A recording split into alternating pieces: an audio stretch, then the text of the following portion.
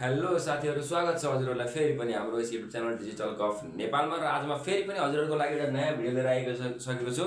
जुन चाहिँ हाम्रो टपिक छ कम्प्युटर नेटवर्क छ है त साथीहरु। यो अलिकति नबुझ्दाखेरि त्यति अप्ठ्यारो विषय पनि हो है, तर त्यति अप्ठ्यारो पनि होइन। त्यो कारणले गर्दाखेरि मलाई यसको भिडियो बनाउनु परेको हो। र यसमा चाहिँ मैले हजुरहरुलाई कम्प्युटर नेटवर्क सम्बन्धी सम्पूर्ण जानकारी एकदमै सजिलो तरिकाले सरल भाषाहरुमा मैले यहाँ केही पोइन्टहरु लेखेको छु र मैले यहाँनिर हजुरहरुलाई ल्यान म्यान वानको बारेमा सबैको बारेमा फुल डिटेलमा हजुरहरुलाई चाहिँ मैले सिकाउने छु, जसको कारणले हजुरहरुले चाहेर पनि है त चाहेर जान्दैन मैले भन्दाखेरि पनि हजुरले जान्नै पर्ने हुन्छ। यो भिडियो हेर्नुभयो भने है त्यसरी हजुरहरुले चाहिँ सिक्नुहुनेछ र त्यसको लागि धैर्यता गर्नुहोला साथीहरु, भिडियो अन्तिमसम्म हेर्नुला है त।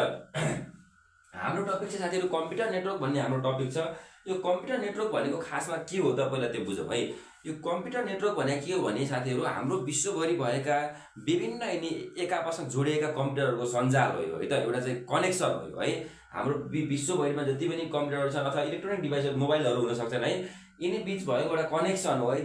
जुन कनेक्सनबाट चाहिँ हामीलाई फाइदा के हुन्छ भन्नुहुन्छ भने हामीले डाटाहरु शेयर गर्न सक्छौं, हार्डवेयरहरु सफ्टवेयरहरु शेयर गर्न सक्छौं। कम्प्युटर नेटवर्क भनेको त्यही नै हो है त।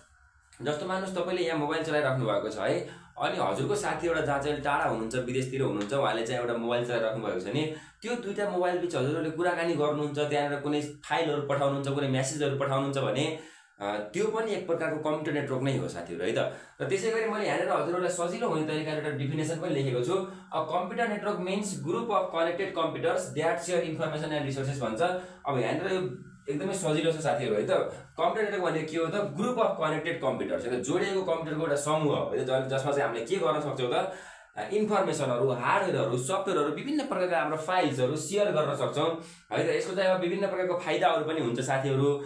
बेफाइदा पनि हुन्छ है। यो कम्प्युटर नेटवर्क भइसकेछ किनभने यो टेक्नोलोजीको कुरा हो है त। यो बढ्दो प्रविधिको विकाससँगै चाहिँ यसमा टेक्नोलोजीको सबैले प्रयोग गरेसँगै यहाँ प्रविधिको कुराहरुमा कतिपय त्रुटिहरु कमी कमजोरी पनि हुन्छन् भने कतिपय कुराहरुमा चाहिँ हामीलाई फाइदा पनि हुन्छ साथीहरु यसमा है। त्यो कारणले मैले हजुरहरुलाई चाहिँ बुझ्न सजिलो होस्, कतै एक्जाममा आइहाल्यो भने हजुरलाई के छ त यसको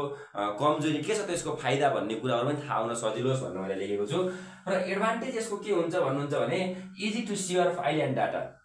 ल हेर्नुस् त, अहिले हाम्रो कम्प्युटरहरु जोडिएकै कारण हामीले कति छिटो एकै सेकेन्डमा हामीले देशभरमा विश्वभरिमा चाहिँ एकैछिन डाटाहरु पठाउन सक्छौं, कुनै फाइलहरु सेन्ड गर्न सक्छौं। यो एउटा फाइदाको कुरा हो है त। र can share printers and internet connection भन्छ। हामीले चाहिँ प्रिन्टरहरु है त शेयर गर्न सक्छौं। फेरि प्रिन्टर शेयर गर्ने भन्दा यहाँदेखि विदेश बोकेर जाने भनेको त होइन। हामी नजिकमा छौं भने पनि त्यहाँ कम्प्युटर नेटवर्कको काम भइरहेको हुन्छ, नेटवर्क त बन्छ नि त्यहाँनिर। मान्नुस् तपाई एउटा कोठामा हुनुहुन्छ, त्यहाँनिर एउटा कोठामा तपाई एकतिर एउटा कम्प्युटर चलाइरहनु भएको छ, त्यही कोठामा अर्कोतिर अर्कोले कम्प्युटर चलाइरहेको छ र तपाईहरु दुईटा बीच कनेक्सन छ भने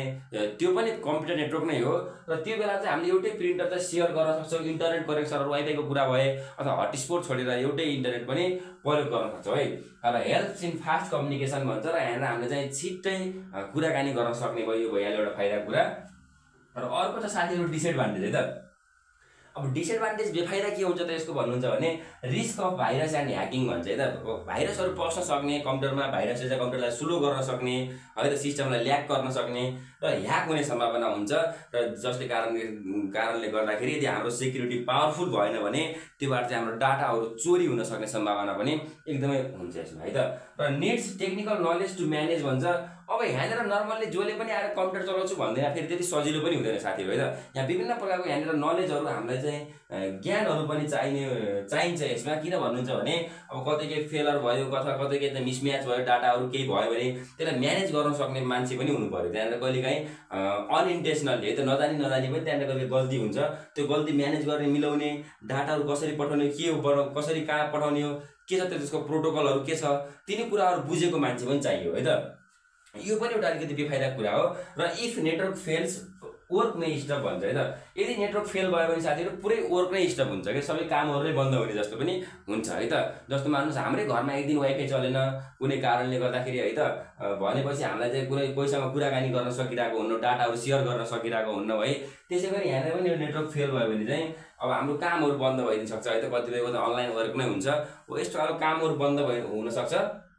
र यो भयो कम्प्युटर नेटवर्कको कुरा। र यसको पनि टाइप्सहरु छ साथीहरु, जुन चाहिँ ल्यान म्यान वान भनेर हामीले पढ्ने गर्थ्यौ होला क्लासहरुमा। र त्यसको बारेमा म हजुरलाई मजाले बुझाउँछु यही भिडियोमा, एकैछिन वेट गर्नुस् है त। र साथीहरु त्यसै गरी अब हामी कुरा गर्न सक्छौं ल्यान म्यान 1 को है त यो चाहिँ हाम्रो कम्प्युटर नेटवर्कको टाइप्स भित्र पर्छ है कम्प्युटर नेटवर्कको टाइप्स भित्र पर्छ र ल्यान भनेको के हो भन्नुहुन्छ भने लोकल एरिया नेटवर्क है त यो लोकल एरिया नेटवर्क भनेको कस्तो खालको नेटवर्क हो भने अब नामले नै भनिरहेछ है लोकल एरिया भनेपछि नजिकको ठाउँतिर त्यही नजिक छरछिमेकमा भनौं अथवा एउटै घरभित्र एउटै बिल्डिङ भित्र चाहिँ प्रयोग गरिने खालको नेटवर्क हो ल्यान है त जस्तो मान्नुस् म हिँडेर बसिरहेको छु अथवा म एउटा रुममा छु अथवा अर्को मान्छे पनि यही रुममा छ कुनै रुममा दुई जना रुममा छ भने अब यही रुम भित्र हामीले कुनै डाटाहरु शेयर गर्छौं कम्युनिकेसन गर्छौं भने त्यो हो लोकल एरिया नेटवर्क है त त्यो ल्यान भित्र पर्छ किनभने एउटै सामान्य ठाउँमा चाहिँ हामीले के गरिन्छ त कुराकानी गर्यौं अथवा चाहिँ एउटा कोठा भित्र मात्र नभएर एउटा बिल्डिङमा हुन सक्छ एउटै बिल्डिङमा हुन सक्छ एउटा अफिसमा हुन सक्छ एउटा है त त्यस्तो खालको नेटवर्कहरु चाहिँ ल्यान भित्र पर्छ साथीहरु लोकल एरिया नेटवर्क हो र यसमा मैले यहाँ केही पोइन्टहरु पनि लेखेको साथीहरु जुन सजिलो छ हजुरहरुलाई एक्जाममा लेख्नको लागि एकदमै गाह्रै नहुने खालको चाहिँ हेर्नुस् त कभर छ स्मल जियोग्राफिकल एरिया यसले सानो क्षेत्र ओभर गर्छ के यसले धेरै ठूलो क्षेत्र ओभर गर्दैन यसले यो सानो क्षेत्रमा चाहिँ प्रयोग गरिन्छ है अब हाई स्पिड डाटा ट्रान्सफर यसको चाहिँ अब डाटा ट्रान्सफर रेट चाहिँ अलि हाई हुन्छ किन हाई हुन्छ भन्नुहुन्छ भने नजिक हामीले कुरा गरिरहेको हुन्छौं यसमा चाहिँ हामीले कुरा गर्दा डाटा केबलहरुबाट पनि डाटाहरु शेयर गर्न सकिने भयो है र यहाँनिर कुनै अरु बाहिरको जस्तो इन्टरनेट कनेक्सनहरु नहुँदाखेरि पनि हामीले यहाँनिर डाटाहरु शेयर गर्न सक्छौं जस्तो मानिस ब्लुटुथहरुबाट गर्न सक्छौं हामीले शेयरिट भन्ने एप्लिकेसनबाट चाहिँ डाटाहरु शेयर गरिरहेको हुन सक्छौं है तिनी सबै चाहिँ ल्यान भित्र पर्यो है त अब अर्को छ easy to set up and manage र प्रयोग गर्न चलाउनेलाई सजिलो छ त्यति गाह्रो चाहिँ यसमा कुनै पनि कुराहरु छैन है त हामी नर्मली हामीले घरमा पनि प्रयोग गरिराखेको हुन्छौं त्यति ठूलो कुरा चाहिँ यसमा छैन है त र अर्को छ लो कस्ट सस्तो पनि छ साथीहरु यसमा चाहिँ त्यति कस्टली वायरहरु लगाउनु पर्ने विभिन्न किसिमका त्यहाँ धेरै खर्चिनु पर्ने खालको कुराहरु यसमा केही पनि छैन सस्तो छ है र अर्को छ owned by a single organisation एउटै संघ संस्थाले पनि यसलाई कभर गर्न सक्छ एउटै संघ संस्थाले यसलाई चलाइराखेको हुन सक्छ है यो भयो हाम्रो ल्यानको कुरा है त अब अर्को छ ल्यान जस्तै म्यान भन्ने छ अर्को है अब यो म्यान भनेको मान्छे त होइन तर यसको चाहिँ अर्कै फुल फर्म छ हाम्रो कम्प्युटरमा जसको हो मेट्रोपोलिटन एरिया नेटवर्क है त मेट्रोपोलिटन एरिया नेटवर्क भित्र है त एउटा कुनै सीमित क्षेत्रभित्र एउटा एरिया भित्र भनौं न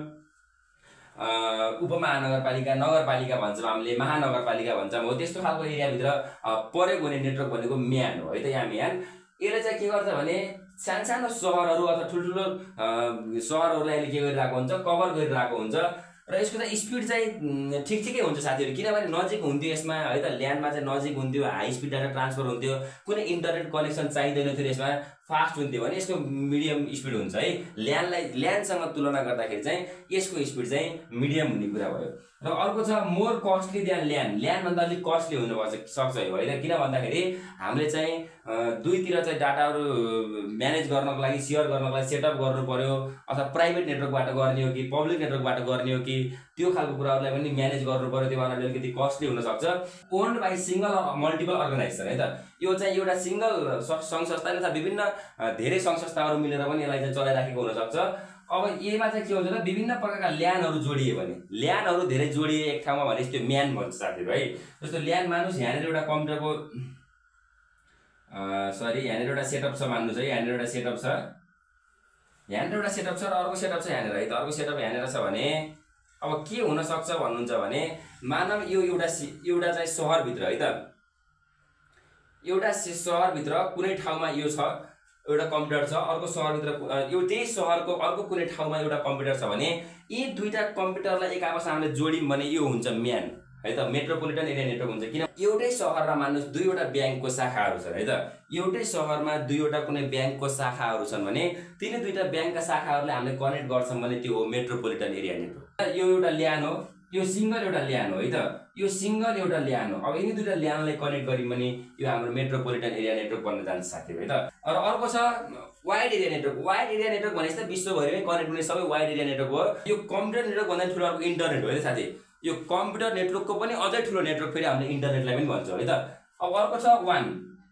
covers a large area like country दुईटा देशहरु बीच पनि हुन सक्छ विश्वभरिमा है त देशहरु बीच है त कुनै देश भित्रै पनि हुन सक्छ विभिन्न शहरहरुमा हुन सक्छ है त विभिन्न खालका म्यानहरु जोडिए है त यिन दुईटा जोडिएर के भएको थियो हाम्रो म्यान भएको थियो भने अब विभिन्न प्रकारका म्यानहरु जोडिए भने फेरि ल्यान बन्न जान्छ है त अर्को छ लो स्पिड कम्पेयर टु ल्यान अब ल्यान भन्दा चाहिँ स्पिड कमै हुन्छ किनभने यो नजिक डाटा शेयर गर्ने कुरा थियो भने अब यहाँ ठुलठुलो ठाउँमा डाटाहरु शेयर गर्नु पर्यो अर्को छ युज टेलिफोन लाइन्स र स्याटेलाइट भन्छ साथीहरु अब यहाँनेर चाहिँ यसले प्रयोग गर्ने बेला टेलिफोन लाइनहरु पनि प्रयोग गरिरहेको हुन्छ किनभने WAN 1 मा चाहिँ प्राइभेट नेटवर्क चाहिँ अलिकति इम्पोसिबल जस्तै हुन्छ किनभने जस्तो मान्नुहोस् हामी नेपालमा छौँ हामीले नेपालबाट अमेरिकामा चाहिँ पब्लिक नेटवर्कबाट हामीले चाहिँ तारहरू जोडेर अमेरिकासम्म पुऱ्याएर त्यहाँ कम्युनिकेसन गराउन अलिकति इम्पोसिबल जस्तै कुरा हो त्यही भएर यहाँ पब्लिक नेटवर्कहरू प्रयोग गरिन्छ जस्तो टेलिफोन लाइनका तारहरू हुन्छ अथवा चाहिँ टेलिफोन लाइनका तारहरू नजान सक्ने खण्डमा हाम्रो सेटेलाइट कनेक्सन पनि भएको हुन्छ जस्तो मान्नुहोस् दुई देशबिच कतै ठुलो समुद्र परिदियो अथवा केही भयो भने त्यहाँनिर कनेक्सन गर्ने ठाउँ भएन भने के हुन्छ त हामीले टेलिफोन लाइनहरूबाट भन्दा पनि वायरलेस है त वायरलेस जस्तो सेटेलाइट कनेक्सनहरूबाट हामीले चाहिँ कनेक्ट गर्नुपर्ने हुनसक्छ त्यो चाहिँ जुन के हुन्छ त ल्यान भन्दा पनि वान भित्र पर्छ है त WLAN1 वाइड एरिया नेटवर्कभित्र पर्छ र भिडियो मन परेको भए साथीहरू लाइक गर्नु होला सेयर गर्नु होला कमेन्ट गर्नु होला च्यानललाई सब्स्क्राइब गर्नु होला है त र फेरि यस्तै भिडियो चाहनुहुन्छ भने सपोर्ट गरिराख्नु होला है र म चाहिँ अरू नयाँ भिडियोहरू पनि लिएर आइराख्ने छु र केही नबुझेको भए चाहिँ कमेन्ट गर्नु होला है त